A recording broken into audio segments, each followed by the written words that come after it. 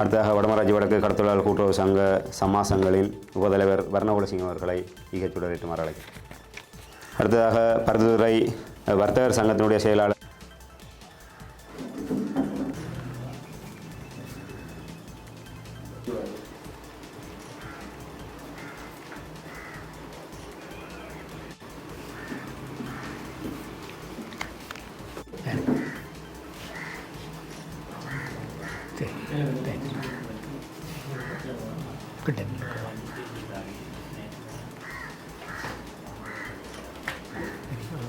புஷ்பா வாங்க.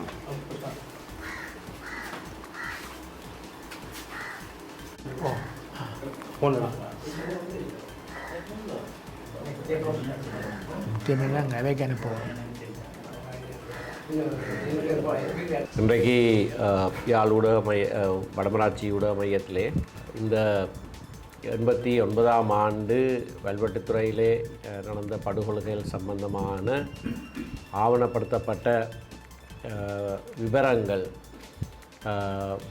ஐடிஜேபி என்று சர்வதேச நீதி கோரும் நிறுவனம் ஆஸ்திரேலியாவிலே இருந்து இயங்குவது. ஒவ்வொரு நாடுகளிலேயும் பல செயற்பாட்டாளர்கள் அதிலே ஈடுபட்டிருக்கிறார்கள். தென்னாப்பிரிக்காவைச் சேர்ந்த நிபுணர் குழுவிலே 3 அடங்கின நிபுணர் குழுவிலே இருந்த திருமதி யஸ்மின் சூக்கா, முன்னே நாள் பிபிசி இலங்கைக்கான ஊடகவியலாளராக இருந்த பிரான்சிஸ் ஹாரிசன் ஆகியோர் அதிலே ஈடுபாடுடையவர்களாக இருக்கிறார்கள். இலங்கையிலே நடந்த அட்டூழியங்கள் சம்பந்தமாக, சர்வதேச குற்றங்கள் இழைக்கப்பட்ட விடயங்கள் சம்பந்தமாக இந்த நிறுவனம் மிக நீண்ட காலமாக இப்பொழுது பல ஆராய்ச்சிகளை செய்து, பல ஆவணப்படுத்தல்களை செய்து, அதனை ஐநாவுக்கு விசேடமாக எஸ்எல்ஏபி என்கின்ற ஸ்ரீலங்கா அக்கௌண்டபிலிட்டி ப்ராஜெக்ட் அவர்களுக்கு இந்த ஆவணங்களை பாரப்படுத்தியிருக்கிறார்கள். தாங்களும் இந்த ஆவணங்களை வைத்திருக்கிறார்கள். அந்த வகையிலே 89ஆம் ஆண்டு வல்வெட்டித்துறை படுகொலைகள், அதோடு பலருடைய காயமுற்ற பலருடைய சரித்திரங்கள், அதே போல் பொருள் சேதங்கள், இவற்றையெல்லாம் கணிப்பிட்டு இழப்பீட்டுக்கான அலுவலகம் ஆஃபீஸ் ஆஃப் ரெப்பரேஷன்ஸ் இப்பொழுது இலங்கையிலே இயங்குவதாக சொல்லுகிறார்கள். அண்மையிலேயும் அந்த இழப்பீட்டுக்கான அலுவலகத்துக்கு 4 பேர் புதிதாக நியமிக்கப்பட வேண்டியதாக இருந்திருக்கிறது. ஏற்கனவே இருந்த 5 பேரிலே ஒருவர் மட்டும் அவருடைய காலம் முடியாமல் எஞ்சியிருந்தார். அது மேஜர் ஜெனரல் பாலித்த பெர்னாண்டோ. ஒரு இராணுவ பின்னணியை கொண்ட ஒருவர் இந்த இழப்பீட்டுக்கான அலுவலகத்தினுள்ளே உறுப்பினராக இருந்திருந்த வேளையிலே இன்னும் 4 பேர் நியமிக்கப்படுகிற போது கடற்படையிலே தளபதியாக இருந்த டெரன்ஸ் சுந்தரம் என்கின்ற ஒருவரும், அதே போல் பாதுகாப்பு அமைச்சுக்கு மேலதிக செயலாளராக காணி விடயங்களில் எங்களுடைய காணிகள் அபகரிக்கப்படுகிற போதெல்லாம் அந்த விடயங்களை முன்னின்று செய்த திருமதி வசந்தா பெரேரா என்கின்ற ஒரு பெண்மணியும் அந்த 4 பேரிலே இருவராக இப்பொழுது தெரிவு செய்யப்பட்டு ஜனாதிபதிக்கு பெயர்கள் அனுப்பப்பட்டிருக்கிறது. ஆகவே 5 பேர்கள் கொண்ட அந்த இழப்பீடுகளுக்கான அலுவலகத்திலே 3 பேர் இராணுவ பின்னணியை கொண்டவர்களாக இருக்கிறார்கள். இது மிகவும் விசனத்துக்குரிய ஒரு விடயம். இந்த அலுவலகத்திலே இராணுவ பின்னணியை கொண்டு எவருமே இருக்கக்கூடாது. இராணுவத்தினாலே தான் பல்வேறு பாதுகாப்பு தரப்பினாலே தான் இழப்பீடுகள் ஏற்படுத்தப்பட்டிருக்கின்றன. ஆகவே அது சம்பந்தமான கோரிக்கைகள் வருகிற போது அதை சரிபார்த்து இழப்பீடுகள் கொடுப்பதா இல்லையா என்று தீர்மானிக்கிற 5 பேர் கொண்ட சபையிலே 3 இராணுவ பின்னணியை கொண்டவர்களாக இப்பொழுது இருக்கிறார்கள். எது எப்படியாக இருந்தாலும் இந்த 89ஆம் ஆண்டு வல்வெட்டித்துறை படுகொலை சம்பந்தமான இழப்பீடுகளை கொடுக்க வேண்டும் என்கின்ற கோரிக்கை தற்போது உத்தியோகபூர்வமாக அவர்களிடத்திலே கையளிக்கப்பட்டிருக்கிறதாக திரு அனந்தராஜ் இந்த விடயத்திலே அந்த வேளையிலே கண்கண்ட சாட்சியாக இருந்தவர் சொல்லுகிறார். இந்த ஆவணப்படுத்தல்களை செய்வதற்கு அவர் முன்னின்று செயற்பட்டிருக்கிறார். நேரடியாக கண்கண்ட சாட்சி இப்போ எத்தனையோ வருடங்கள் கழிந்திருந்தாலும் கூட இது ஆவணப்படுத்தப்பட்ட ஒரு விடயம். இப்பொழுது அது சிறப்பான முறையிலே சரியான விதத்திலே இழப்பீடு கோருவதற்கான முறையிலே அது ஆவணப்படுத்தப்பட்டு சமர்ப்பிக்கப்பட்டிருக்கிறது. இப்படியாக எங்களுடைய மக்கள் பல்வேறு இடங்களிலே பலதரப்பட்டவர்களால் கொல்லப்பட்டதும் பாதிக்கப்பட்டதும் ஒருவருக்கும் தெரியாமல் புதைக்கப்பட்டதும் இப்பொழுது பல இடங்களிலே அது வெளிவருகிற ஒரு நிலைமையிலே இருக்கிறது. செம்மணி மனித புதைகுழி என்பது மிக மிக மோசமான ஒரு சிறிய சதுரத்துக்குள்ளேயே 250க்கு கூடுதலான உடல்கள் எலும்புக்கூடுகள் கண்டெடுக்கப்பட்டிருக்கின்றன. அடுத்த நடவடிக்கை எடுப்பதற்கு நிதி இல்லை அல்லது நிதி இன்னும் வந்து சேரவில்லை என்ற சாட்டை சொல்லி அது இப்பொழுது நிலைநிறுத்தப்பட்டிருக்கிறது. ஏனென்றால் இன்னும் 2-3 நாட்கள் அகழ்ந்தால் 300-400 தாண்டிவிடும். இப்படியாக அந்த இடத்திலே 300க்கும் 400க்கும் இடைப்பட்ட எண்ணிக்கையானவர்களை நாங்கள் தான் புதைத்தோம் என்று 99ஆம் ஆண்டிலேயே நீதிமன்றத்தில் வைத்து லான்ஸ் கார்பரல் சோமராட்ட ராஜபக்ச சொல்லியிருக்கிறார். அந்த வேளையிலே அதை சென்று அந்த அவர் காண்பித்த இடத்திலே தோண்டிய போது 15 எலும்புக்கூடுகள் தான் கண்டெடுக்கப்பட்டன. ஆனால் அதுக்கு அண்மித்த இடத்திலே சிந்துபாதி இந்து மாகாணத்திலே தற்போது நூற்றுக்கணக்கான எலும்புக்கூடுகள் கண்டெடுக்கப்பட்டிருக்கின்றன. ஆகவே 25-26 வருடங்களுக்கு முன்னர் அவர் சொன்னது இப்பொழுது சரியாக வருகிறது. ஆகவே நாட்கள் கடந்தாலும் 2 வருடங்கள் சென்றாலும் இந்த உண்மைகள் மறைக்கப்பட முடியாது. அது புதைக்கப்பட்டிருந்தாலும் அது வெளிவரும் என்கின்ற நம்பிக்கையிலே நாங்கள் நீதிக்கான எங்களுடைய மக்களுடைய போராட்டத்தை தொடர்கிறோம். இந்த பிரதேசத்திலே இப்படியாக பலவிதமான கொலைகள் நடைபெற்றிருக்கின்றன. இதற்கு அண்மித்த வல்வெட்டித்துறைக்கு அண்மித்த பகுதியிலே பொலிகண்டி கருகாமையிலே ஒரு வாசியசாலைக்குள்ளேயே மக்கள் பூட்டி வைத்து கொலை செய்யப்பட்ட சம்பவமும் இருக்கிறது. அதே போல் எப்போது அனந்தராஜா அவர்களோடு பேசிக்கொண்டு வந்தபோது உடுப்புட்டி பெண்கள் பாடசாலை உள்ளேயே சிலர் கொண்டு புதைக்கப்பட்ட ஒரு சம்பவம் இருப்பதாக சொல்லியிருக்கிறார். ஆகவே புதைத்து விட்டால் அது இல்லாமல் போய்விடும், காணாமல் போய்விடும். அதுக்கு பிறகு அவரும் அதனை கண்டுபிடிக்க முடியாது என்று நினைத்திருந்தாலும் 20, 30, 40 வருஷங்களுக்கு பிறகு கூட அந்த தடயங்களை கண்டெடுக்க முடியும். அதை ஆராய்ச்சி செய்ய முடியும். அந்த பரிசோதனைகளில் இருந்து அவர்கள் யார் என்பதை கண்டுபிடிக்க முடியும். யாரால் இது செய்யப்பட்டது என்பதும் கண்டுபிடிக்கப்பட வேண்டியது அத்தியாவசியமான ஒரு விடயமாக இருக்கிறது. நாட்டிலே நல்லிணக்கம் ஏற்பட வேண்டும் என்று தற்போதைய அரசாங்கம் சொல்லுகிறது. இனத்துவேஷம் இருக்கக்கூடாது என்று சொல்லுகிறார்கள். நல்ல விஷயம், இனத்துவேஷம் இருக்கக்கூடாது. ஆனால் ஒரு இனத்தை இன்னொரு இனம் இன்னவிதமாக கீழ்ப்படுத்தி வன்முறையை உபயோகித்து அவர்களை அடக்கி ஆளுகிற ஒரு சூழ்நிலையிலே இப்படியான பல சம்பவங்கள் நடந்திருந்தால் நல்லிணக்கம் அதற்கு பிறகு நல்லிணக்கம் ஏற்பட வேண்டுமாக இருந்தால் முதலாவது எண்ணிக்கையிலே சிறுபான்மையாக இருந்த இனம் ஏன் அந்த போராட்டத்தை, தங்களுக்கான ஜனநாயக போராட்டத்தை, தங்களுடைய உரிமைகளை பாதுகாக்கிற போராட்டத்தை ஏன் நடத்தினார்கள் என்பது ஏற்றுக்கொள்ளப்பட வேண்டும். அதற்கான நிவாரணம் வழங்கப்பட வேண்டும். நிவாரணம் வழங்குவதாக இருந்தால் ஒரு சரியான முறையான அரசியல் தீர்வு கொடுக்கப்பட வேண்டும். பல விடயங்கள் சம்பந்தமாக எங்களுடைய பிரதேசங்களிலே நாங்களே எங்களை ஆளுகிற வண்ணமான ஒரு அரசு மாற்றம் ஏற்பட வேண்டும். ஆனால் அது மட்டும் போதாது. அப்படியாக அந்த மாற்றம் ஏற்பட்டு விட்டால் மட்டும் நல்லிணக்கம் ஏற்பட்டு விடாது. அதே போல் இந்த அரசாங்கம் இப்பொழுது சொல்லுகிறதை போல் இனிமேல் நாங்கள் அனைவரையும் சமமாக மதித்து நடந்தால் அதற்கு பிறகு நாங்கள் பின்னோக்கி பார்க்க தேவையில்லை என்பதை போல சொல்லுகிறார்கள். அதுவும் நடக்காது. ஏனென்றால் இந்த வடுக்கள் ஆழமானவை. இதனாலே அநீதி இழைக்கப்பட்ட மக்கள் ஓடு நல்லுறவு அல்லது நல்லிணக்கம் ஒன்று ஏற்படுவதாக இருந்தால் அதற்கான நீதி செய்யப்பட வேண்டும். அடிப்படையிலே அதற்கான நீதி செய்யப்படாமல் நாங்கள் முன்னேற முடியாது என்பதையும் எங்களுடைய மக்கள் மிக மிக திடமாக சொல்லி வருகிறார்கள். ஆகையினாலே நல்லிணக்கம் நல்ல விடயம், அரசியல் மாற்றம் தேவையான விடயம். அதே போல் இழைக்கப்பட்ட அநீதிகளுக்கு நிவாரணம், அதற்கான நீதி, அதற்கான இழப்பீடு கொடுக்கப்படுவதும் அத்தியாவசியம்.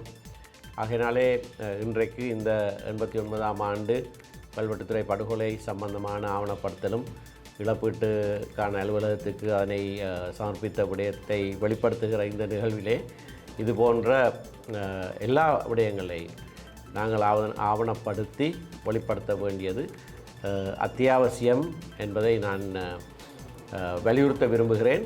எண்ணிக்கையிலே அல்லது பெறுமதியிலே இவ்வளவு பாரிய இடைவெளி இருக்கிறது மட்டுமல்ல, முதல்ல அப்படியான காணாமலாக்கப்பட்டவர்கள், வலிந்து காணாமலாக்கப்பட்டவர்களுக்கான பொறுப்பை அரசாங்கம் இன்னும் ஏற்றுக்கொள்ளவில்லை. எத்தனையோ ஆணைக்குழுக்கள் நியமிக்கப்பட்டிருக்கின்றன, ஆணைக்குழுக்களுடைய அறிக்கைகள் வெளிவந்திருக்கின்றன. உதாரணத்துக்கு செம்மணி பிரதேசத்திலே ஆட்கள் காணாமல் போனார்கள் என்கின்ற முறைப்பாடு 96ஆம் ஆண்டிலே 300க்கு மேற்பட்ட முறைப்பாடுகள் செய்யப்பட்ட போது 4 பேர் கொண்ட ஆணைக்குழு ஒன்று நியமிக்கப்பட்டு கலாநிதி தேவநேசன் நேசையா தலைமையிலே ஒரு அறிக்கை 2003ஆம் ஆண்டு வெளிப்படுத்தப்பட்டது. அதில் 282 காணாமலாக்கப்பட்ட விடயங்களுக்கு அரசு தரப்பு பாதுகாப்பு படையினர் பொறுப்பு என்று இலங்கை அரசாங்கம் நியமித்த ஆணைக்குழுவே சொல்லியிருக்கிறது. ஆனால் எவருக்கும் எந்த இழப்பீடும் வழங்கப்படவில்லை. அதே போல் பரணகம ஆணைக்குழு, கற்றுக்கொண்ட பாடங்கள் நல்லிணக்கத்துக்கான ஆணைக்குழு சொன்ன தங்களுடைய ஆணைக்குழுக்கள் சொன்ன பரிந்துரைகளையே இதுவரை இலங்கை அரசாங்கம் ஏற்றுக்கொள்ளவில்லை. வெறுமனே இழப்பீட்டுக்கான ஒரு அலுவலகத்தை பாராளுமன்ற சட்டத்தின் மூலமாக நியமித்து விட்டு ஒளி உலகத்துக்கு, சர்வதேசத்துக்கு நாங்கள் இழப்பீட்டுக்கான அலுவலகம் வைத்திருக்கிறோம், அதில் இழப்பீடுகளை கொடுக்கிறோம் என்று பொய் சொல்வதை நாங்கள் அனுமதிக்க முடியாது. அது நான் ஏற்கனவே சொன்னதைப் போல் அந்த இழப்பீட்டுக்கான அலுவலகத்திலே 5 பேரிலே 3 பாதுகாப்பு பின்னணியை கொண்டவர்கள். அப்படி இருந்தால் எப்படியாக சரியான இழப்பீடு வழங்கப்பட முடியும்? ஆகவே முதலிலே அதனை கணக்கிடுதல் அல்லது அதை இந்த அசஸ்மெண்ட், அதனை எப்படி அந்த எண்ணிக்கையை நிர்ணயிப்பது என்பதற்கு முன்னதாக இதற்கான பொறுப்பை அரசாங்கம் ஏற்றுக்கொள்ள வேண்டும்.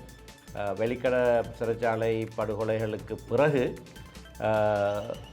கொழும்பு மாவட்ட நீதிமன்றத்திலே 34 வழக்குகள், நினைக்கிறேன் 58 எண்ணிக்கையாக இருந்தாலும் 34 வழக்குகள் தாக்கல் செய்யப்பட்டு அதிலே ஒரு சில லட்சம் ரூபாய்கள் இழப்பீடாக வழங்கப்பட்ட சம்பவம் எனக்கு தெரியும். ஆனால் நீங்கள் சொன்னதைப் போல ஒரு பாராளுமன்ற உறுப்பினர் உயிரிழந்த போது அவருடைய உயிரினுடைய மதிப்பு இவ்வளவு என்று அரசாங்கம் தானாகவே வழங்கியிருக்கிற பின்னணியிலே நூற்றுக்கணக்கான ஆயிரக்கணக்கான இழப்புகள், அதாவது உயிரிழப்புகளுக்கு இன்னமும் சரியான முறையிலே இழப்பீடுகள் வழங்கப்படவில்லை. காணாமல் ஆக்கப்பட்டவர்களுடைய உறவினர்களுக்கு தற்காலிகமாக வழங்குகிற கொடுப்பனவு கூட அது வரவு செலவு திட்டத்திலே இந்த வருஷத்துக்கு பெரியதொரு தொகை ஒதுக்கீடு செய்யப்பட்டிருந்தாலும் இந்த வருஷத்துக்கு இதுவரைக்கும் எவருக்கும் எந்த இழப்பீடும் வழங்கப்படவில்லை, எந்த கொடுப்பனவும் வழங்கப்படவில்லை. இதை குறித்து பல கேள்விகள் கேட்டிருந்தாலும் இன்னமும் எவருக்கும் அது வழங்கப்படவில்லை. மிக சிறிய தொகை 6000 ரூபாவோ என்னவோ அது கூட இன்னமும் வழங்கப்படவில்லை. ஆகையினாலே அரசாங்கம் இனத்துவேஷம் இருக்கக்கூடாது, இன நல்லிணக்கம் இருக்க வேண்டும், நாட்டிலே அனைவரும் சமமானவர்கள் என்று வக்காலத்து வாங்குவதற்கு முன்னதாக பாதிக்கப்பட்ட தரப்பினருக்கு சரியான முறையிலே நீதி வழங்குகிற செயற்பாட்டை செய்ய வேண்டும். அதை செய்த பிறகுதான் நல்லிணக்கம் ஏற்பட முடியுமா, என்பதை குறித்து நாங்கள் ஒரு மாறுத்தரம் சொல்ல முடியும். இன நல்லிணக்கத்தை பாதிப்பது இப்படியான அத்துமீறல்கள், இப்படியான சர்வதேச குற்றங்கள் இழைக்கப்படுதல், இந்த கொலைகள், காணாமலாக்கப்படுதல் போன்ற விடயங்கள் தான் இன நல்லிணக்கத்தை பாதிக்கின்றது. ஆகவே அது நடந்த விடயங்கள், ஏற்கனவே இன நல்லிணக்கத்தை பாதித்திருக்கிற விடயங்கள் சரி கட்டப்பட வேண்டுமாக இருந்தால் அதற்கு சரியான நீதி வழங்கப்பட வேண்டும். அது செய்யாமல் அடுத்த நிலைக்கு நாங்கள் செல்ல முடியாது. வெறுமனே இதை பற்றி கதைத்தால் இன நல்லிணக்கம் பாதிக்கப்படும் என்று சொல்லுவது கடைசி வரைக்கும் ஏற்றுக்கொள்ள முடியாத ஒரு விடயம். இடம் தெரியுமாக இருந்தால் அதை குறித்து தகவல் தெரிந்த ஒருவர், இதிலே புதைக்கப்பட்டது எனக்கு தெரியும் என்று சொல்லுகிற ஒருவர் ஒரு முறைப்பாட்டை செய்தால் உடனடியாக அங்கே அகழ்வு பணி நீதிமன்ற மேற்பார்வையின் கீழ் நடத்தப்படும். ஆனால் அது செய்கிற வரைக்கும் நீதிமன்றத்துக்கு எங்கே அகழ்வது என்று தெரியாமல் இருக்கலாம். மற்றது கண்கண்ட சாட்சி அல்லது கண்கண்ட சாட்சியாக இருக்க வேண்டிய அவசியமும் கூட கிடையாது. சரியான அடிப்படையிலே ஒரு சந்தேகத்தை வெளிப்படுத்தி நீதிமன்றத்தைக்கு அப்படியாக இருப்பதற்கான வாய்ப்புகள் உண்டு என்று நிரூபிக்கக்கூடுமாக இருந்தால் நீதிமன்றத்தின் மூலமாக அகழ்வு பணியை தொடங்கலாம். அரசாங்கமுக்கு இப்போ இது ஒரு பெரிய தலையடியாக இருக்கிறது. ஏனென்றால் பாதுகாப்பு தரப்பினர் உடைய ஆதரவோடு தான் இந்த அரசாங்கம் பதவிக்கு வந்திருக்கிறது. பிரதி பாதுகாப்பு அமைச்சருடைய பின்புலத்தை பற்றி பாராளுமன்றத்திலே சில விடயங்கள் வெளிப்படுத்தப்பட்டன. அவருக்கு எதிரான நம்பிக்கையில்லா பிரேரணை ஒன்று கொண்டு வரப்பட்டது. ஆனால் அப்படியான தரப்பினர் கூட இந்த கட்சியை ஆட்சிக்கு கொண்டு வருவதற்கு உதவி செய்திருக்கிறார்கள். ஆகவே இப்படியான அரசியல் காரணங்களுக்காக உண்மை வெளிப்படுத்தப்படுவதை இந்த அரசாங்கம் கூட விரும்பவில்லை என்பது தெளிவாக தெரிகிறது. நாங்கள் நேற்று முன்தினம் கூட நான் சொல்லியிருந்தேன், நேபாள் நாட்டுக்கு சென்று துபாய் நாட்டிலே இருந்து போதைப்பொருள் கடத்தல்காரர்களையும் இங்கு கொலை செய்து தப்பி சென்றவர்களை எல்லாம் அழைத்து வர முடிகிற இந்த அரசாங்கத்தினாலே தங்களோடு கூட நிற்கிற இனப்படுகொலையாளிகளை, இங்கே பாரிய குற்றங்களை இழைத்தவர்களை சட்டத்தின் முன் நிறுத்துவதற்கு அவர்களுக்கு திராணி இருப்பதாக தெரியவில்லை. ஆகவே அதுதான் சொல்கிறோம், இந்த அரசாங்கம் எவ்வளவுதான் வாய்களிய கத்தினாலும், நாங்கள் இனத்துவேஷமற்றவர்கள் என்று சொன்னாலும் சரி, இனத்துவேஷமற்றவர்களாக இருந்துவிட்டு போகட்டும். ஆனால் இனத்துவேஷத்தினாலே பாதிக்கப்பட்ட மக்களுக்கு சரியான நீதி செய்யாமல் நாடு முன்னோக்கி செல்ல முடியாது. நல்லிணக்கத்திலேயோ ஏன் பொருளாதாரத்தில் கூட மீளல முடியாது என்கின்ற உண்மை அரசாங்கத்துக்கு தெரிந்திருக்க வேண்டும். பல தடவைகளில் நான் சொல்லியிருக்கிற ஒரு விடயம், 13வது திருத்தம் என்பது எங்களுடைய அரசியலமைப்பிலே ஒரு பின்னிணைப்பு அல்ல, ஒரு அனெக்ஷர் இல்லை. அது எங்களுடைய அரசியலமைப்பு. 13வது திருத்தமும் அரசியலமைப்புடைய ஒரு பகுதி, 14வது திருத்தம், 15ஆம் திருத்தம், 16ஆம், ஒருவரும் 20ஆம் திருத்தத்தை நடைமுறைப்படுத்த சொல்லி ஒருவர் சொல்கிறீங்களே, 21ஆம் திருத்தத்தை நடைமுறைப்படுத்த சொல்லி ஒருவர் சொல்கிறீங்களே, 16ஆம் திருத்தத்தை கூட மொழி சம்பந்தமான விடயத்தை 16ஆம் திருத்தத்தை நடைமுறைப்படுத்த 16ன்னு சொல்லி ஒருவர் சொல்வதில்லையே. அரசியலமைப்பிலே மொழிக்கான உரிமை இருக்கிறது, அதனை நடைமுறைப்படுத்துங்கள் என்று தான் சொல்கிறோம். அரசகர்ம மொழி, வடக்கு கிழக்கிலே தமிழ் மொழி, அது அரசியலமைப்பில் இருக்கிறது. அது வந்தது 16ஆம் திருத்தத்தில். ஆனபடியாக 13 திரும்ப திரும்ப சொல்லி அது ஏதோ அரசியலமைப்புக்கு வெளியிலே இருக்கிற ஒரு விவகாரமாக காண்பிப்பது தான் நாங்கள் செய்கிற தவறு. ஊடகவியலாளர்களும் 13 ஏதோ அது வேறு ஒரு ஆவணம் போல் பேசிக்கொண்டிருக்க தவிர்க்க வேண்டும். அரசியலமைப்பை நடைமுறைப்படுத்த இல்லை, அரசியலமைப்பை நடைமுறைப்படுத்துவோம், அரசியலமைப்பை நாங்கள் பேணி பாதுகாப்போம் என்று சத்தியப்பிரமாணம் செய்த ஜனாதிபதியும் அமைச்சர்களும் அரசாங்கமும் பாராளுமன்ற உறுப்பினர்களும் அரசியலமைப்பை நடைமுறைப்படுத்த தவறுகிறார்கள். இது அவர்களுடைய அரசியலமைப்பு. தங்களுடைய அரசியலமைப்பையே நடைமுறை தவறுகிறார்கள் என்பதுதான் விடயம். ஆகவே இந்த தடவை நான் நினைக்கிறேன் ஜெனீவா அமர்விலே ஆரம்ப நிகழ்விலேயே இந்தியா செய்த கூட்டிலே அப்படியாகத்தான் சொல்லியிருக்கிறார்கள். அரசியலமைப்பில் இருக்கிற விடயங்கள் மாகாண சபை இயங்க வேண்டும், அதற்கான தேர்தல்கள் உடனடியாக நடத்தப்பட வேண்டும் என்று நாங்களும் அதை தான் சொல்கிறோம். நீங்கள் உங்களுடைய அரசியலமைப்பை நாங்கள் மீறுகிறோம் என்று பல தடவைகளில் பல குற்றச்சாட்டுகள் எல்லாம் சொல்லப்படுகின்றது. ஆனால் நீங்களே தொடர்ச்சியாக அப்பட்டமாக அரசியலமைப்பை மீறிக்கொண்டிருக்கிறீர்கள். உங்களுடைய அரசியலமைப்பை நீங்களே நடைமுறைப்படுத்துங்கள். மேலதிக செய்திகளுக்காக எமது யூடியூப் தளத்தை சப்ஸ்கிரைப் செய்யுங்கள்.